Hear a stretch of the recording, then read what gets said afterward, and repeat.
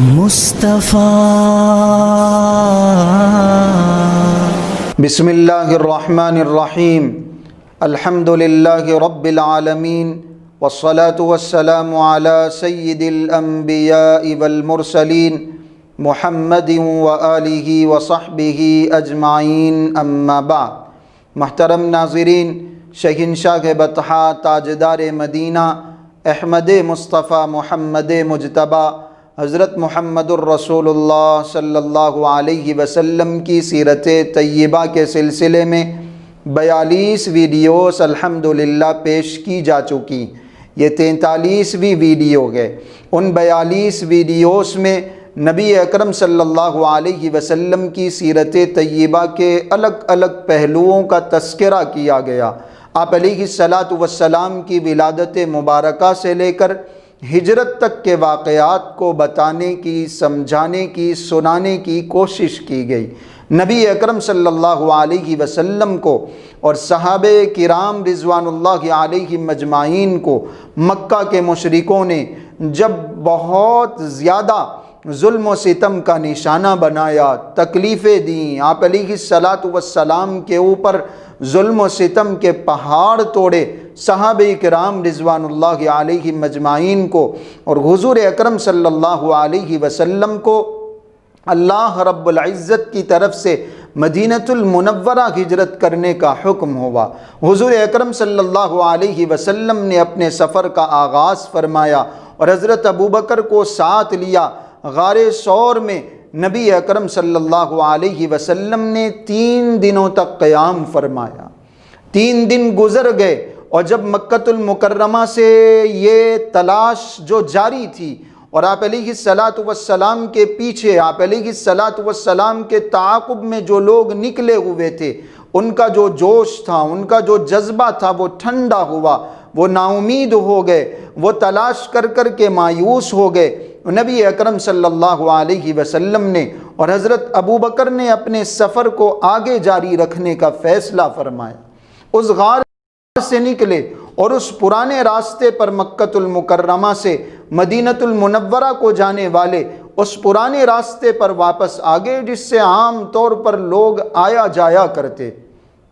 جیسے ہی نبی اکرم صلی اللہ علیہ وسلم نے اس راستے پر قدم رکھا، حضرت ابوبکر صدیق رضی اللہ عنہ نے دیکھا کہ نبی اکرم صلی اللہ علیہ وسلم کی آنکھوں میں آنسو ہیں۔ آپ علیہ الصلاۃ والسلام رو رہے ہیں۔ نبی اکرم صلی اللہ علیہ وسلم کا رخ مکۃ المکرمہ کی طرف گئے۔ حضرت ابوبکر نے پوچھا، اللہ کے رسول، آپ کی آنکھوں میں آنسو کیوں ہیں؟ آپ رو کیوں رہے ہیں؟ آپ علیہ الصلاۃ والسلام نے ارشاد فرمایا، مکۃ المکرمہ کی یاد نے مجھے رلا دیا۔ آپ علیہ الصلاۃ والسلام نے مکۃ المکرمہ کی طرف رخ کر کے ارشاد فرمایا، واللہ انکی لخیر ارض اللہ واحب ارض اللہ الی اللہ۔ اللہ رب العزت کے نزدیک پوری روئے زمین پر تیرا یہ شہر اے مکہ سب سے خوبصورت شہر ہے۔ اللہ پاک کو بہت زیادہ محبوب یہ علاقہ ہے، یہ شہر ہے۔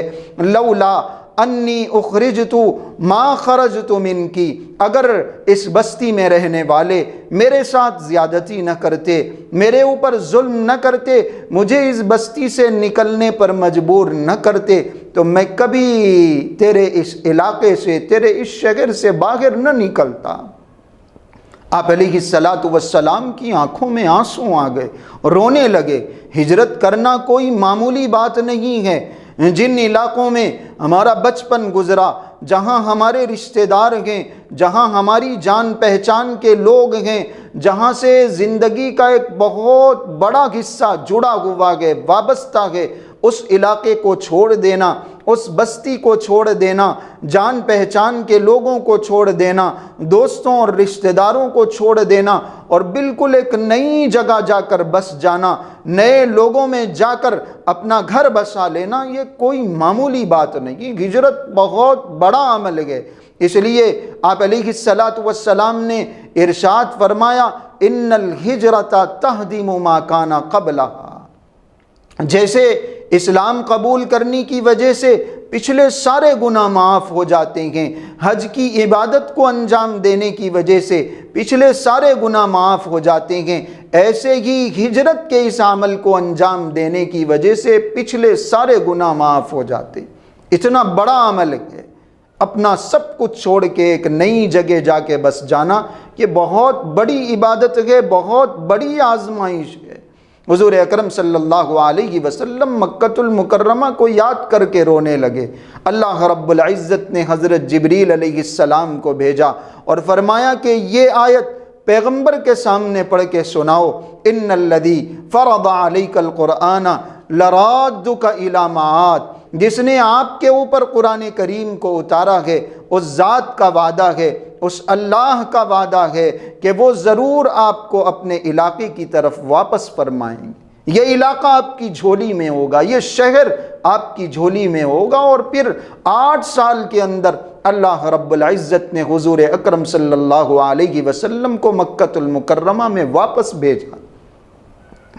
فتح ہو گیا مکۃ المکرمہ۔ اللہ نے وعدہ فرمایا کہ جس نے قرآن کریم نازل کیا ہے وہی اللہ آپ کو ایک دن ضرور مکۃ المکرمہ میں واپس لے کے آئے گا۔ حضور اکرم صلی اللہ علیہ وسلم کو تسلی دی گئی، ڈھارس بندھائی گئی اور فرمایا گیا کہ آپ کو اس طرح پریشان ہونے کی، غم کرنے کی، رونے کی ضرورت نہیں۔ نبی اکرم صلی اللہ علیہ وسلم آگے بڑھے، راستے میں سراقہ ابن مالک نے آپ علیہ السلام کا پیچھا کرنے کی کوشش کی۔ سیرت کی کتابوں میں یہ واقعہ بھی بڑا تفصیل سے ذکر کیا گیا ہے کہ سراقہ ابن مالک ایک بدوی تھے، ایک دیہاتی تھے، لیکن وہ جو انعام کا اعلان کیا گیا تھا اس کا لالچ انہیں حضور اکرم صلی اللہ علیہ وسلم کا تعاقب کرنے پر مجبور کر رہا تھا۔ سراقہ ابن مالک نے خود سارے واقعات بیان کیے۔ وہ کہتے ہیں انہوں نے بعد میں اسلام قبول کر لیا۔ وہ کہتے ہیں کہ میں نے حضور اکرم صلی اللہ علیہ وسلم کا اور حضرت ابو بکر کا پیچھا کیا، میں بالکل اتنی قریب پہنچ چکا تھا کہ میں اگر نیزہ مارتا تو وہ ان دونوں میں سے کسی نہ کسی کو لگ جاتا۔ میں نے دیکھا کہ حضور اکرم صلی اللہ علیہ وسلم تو پورے اطمینان کے ساتھ آگے بڑھ رہے ہیں، لیکن ابو بکر کو فکر ہے، ابو بکر بار بار پیچھے پلٹ کے دیکھ رہے ہیں۔ حضرت ابو بکر صدیق رضی اللہ عنہ کی اس فکر کو دیکھ کر، اس پریشانی کو دیکھ کر آپ علیہ السلام بار بار ابو بکر کو تسلی دلاتے تھے، ابو بکر پریشان نہ ہو، لا تحزن ان اللہ معنا، اللہ ہمارے ساتھ ہے، اللہ ہماری حفاظت کر رہا ہے، ہم اللہ کی نگرانی میں یہ سفر پورا کر رہے ہیں، پریشان مت ہو۔ سیرت کی کتابوں میں لکھا ہے کہ یہ جو سراقہ ابن مالک تھے، یہ جیسے ہی حضور اکرم صلی اللہ علیہ وسلم کے پاس پہنچے ان کا گھوڑا زمین میں دھنس گیا، وہ گھوڑے سے گر پڑے۔ سراقہ کہتے ہیں کہ میں ایک بہترین شہسوار تھا، میرے گھوڑے سے گرنے کا سوال ہی پیدا نہیں ہوتا، اور یہ جو زمین ہے ریتیلی زمین نہیں ہے، یہ پتھریلی زمین ہے، اس میں گھوڑے کے زمین میں دھنسنے کا بھی سوال نہیں ہے، میرے گرنے کا بھی سوال نہیں ہے، لیکن میں گھوڑے سے گرا اور گھوڑا زمین میں دھنس گیا۔ اور پھر تھوڑی دیر کے بعد گھوڑے کو میں نے نکالا اور میں نے دوبارہ آپ علیہ السلام کا پیچھا کرنے کی کوشش کی، دوبارہ میرے ساتھ یہی واقعہ ہوا۔ پھر میں نے گھوڑے کو نکالا، پھر سوار ہوا، تیسری مرتبہ میں نے پیچھا کرنے کی کوشش کی، تیسری مرتبہ بھی میرے ساتھ یہی ہوا۔ میرے دل میں یہ جذبہ پیدا ہو گیا، مجھے یہ بات سمجھ میں آ گئی کہ یہ جو ابو بکر اور محمد الرسول اللہ صلی اللہ علیہ وسلم آگے بڑھ رہے ہیں، سفر کر رہے ہیں، ان کے ساتھ کوئی اور طاقت ہے، کوئی اور طاقت ان کی نگرانی کر رہی ہے، ان کی حفاظت کر رہی ہے، ورنہ میں تو ضرور آج ان کو نقصان پہنچا دیتا، ان کو قتل کر سکتا تھا، ان کو گرفتار کر سکتا تھا، لیکن میرا بار بار گرنا اس بات کی علامت ہے کہ ان کی خاص طور سے حفاظت کی جا رہی۔ تیسری مرتبہ جب وہ زمین میں دھنسے، گھوڑا زمین میں دھنسا، وہ گر گئے، تو انہوں نے آپ علیہ السلام سے پکار کر عرض کیا کہ اے محمد صلی اللہ علیہ وسلم مجھے امان دیجئے، مجھے اپنی پناہ دیجئے، میں اب آپ کے اوپر حملہ کرنے کی بالکل کوشش نہیں کروں گا۔ آپ علیہ الصلاۃ والسلام نے دعا فرمائی، ان کا گھوڑا زمین سے نکل گیا اور وہ بھی اٹھ کے کھڑے ہو گئے۔ انہوں نے کہا اللہ کے رسول آپ مجھے ایک امان لکھوا کے دے دیجئے کہ کبھی میرے ساتھ زیادتی نہیں ہوگی، میں جب آپ کی پناہ میں آنا چاہوں آ سکتا ہوں، میرے ساتھ کوئی ظلم نہیں ہوگا، مجھے معاف کر دیا جائے گا، آج آپ معاف کر لیں، آگے بھی کبھی اگر میں چاہوں تو مجھے معاف کر دیا جائے۔ آپ علیہ الصلاۃ والسلام نے حضرت ابو بکر صدیق رضی اللہ عنہ کے ذریعے سے وہ امان ان کو لکھ کے عطا فرما دی۔ غزوہ حنین کے بعد طائف فتح ہوا اور دوسرے علاقے فتح ہوئے تو یہ قیدی بن کر جب حضور اکرم صلی اللہ علیہ وسلم کی خدمت میں آئے تو انہوں نے وہی امان پیش کر دی اور فرمایا اللہ کے رسول آپ کا وعدہ تھا کہ میرے ساتھ زیادتی نہیں کی جائے گی، میرے ساتھ انصاف کیا جائے گا، میں تو آپ کی پناہ میں ہوں۔ آپ علیہ الصلاۃ والسلام نے خوش ہو کر ان کو آزاد کر دیا اور وہ اسی وقت اسلام لے آئے۔ سراقہ ابن مالک کا یہ واقعہ سیرت کی تمام کتابوں میں لکھا ہے۔ آپ علیہ الصلاۃ والسلام نے ان سے اس موقع پر یہ بات بھی ارشاد فرمائی تھی، سراقہ وہ بھی کیا منظر ہوگا جب تمہارے ہاتھوں میں کسریٰ کے کنگن ہوں گے۔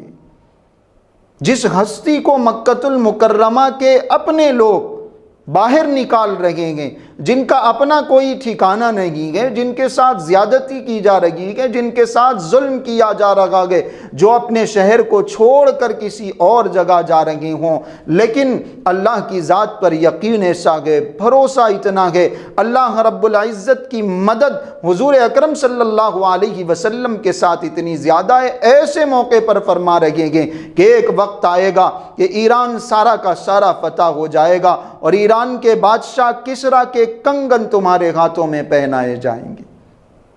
حضرت عمر رضی اللہ عنہ کے دور میں وہ پیشن گوئی بھی پوری ہوئی، کسریٰ کے کنگن آئے، ایران فتح ہوا اور حضرت عمر رضی اللہ عنہ نے سراقہ ابن مالک کو بلا کر وہ کنگن عطا کر دیے اور فرمایا کہ جاؤ لوگوں میں اعلان کرتے پھرو اور یہ کنگن بتاؤ کہ حضور اکرم صلی اللہ علیہ وسلم نے ایک موقع پر یہ اعلان کیا تھا، یہ بتایا تھا، آج آپ کی پیشن گوئی پوری ہو چکی۔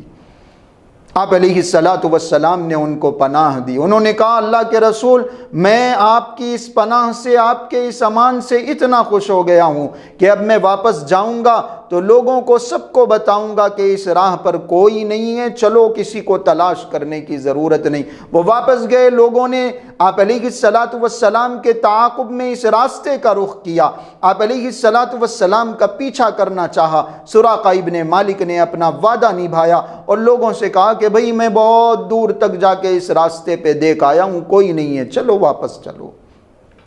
حضور اکرم صلی اللہ علیہ وسلم کی ہجرت کا یہ سفر جاری ہے اور اس سے آگے جو واقعات پیش آئے انشاءاللہ ہم وہ اگلی ویڈیو میں سنیں گے۔ آج کے لیے اتنا کافی ہے۔ السلام علیکم ورحمۃ اللہ وبرکاتہ۔